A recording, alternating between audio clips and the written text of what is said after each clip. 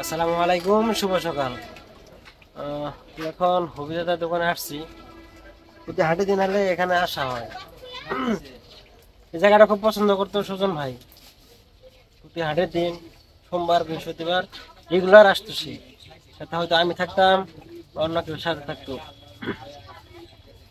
আজকে হুট করে এদিকে যাওয়ার সময় দোকানে এসে বসলাম। ভাইয়ের স্মৃতিগুলো খুব মনে পড়ে।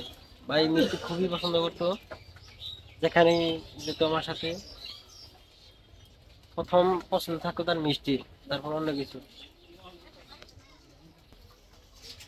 যাই হোক, দোয়া করি আল্লাহ যেন তাকে জান্নাত নসিব করুক। ভাইয়ের সাথে থাকতে থাকতে আমিও একটা মিষ্টি খুব হয়ে গেছিলাম, বা মিষ্টি খুব পছন্দ হয়ে গেছে।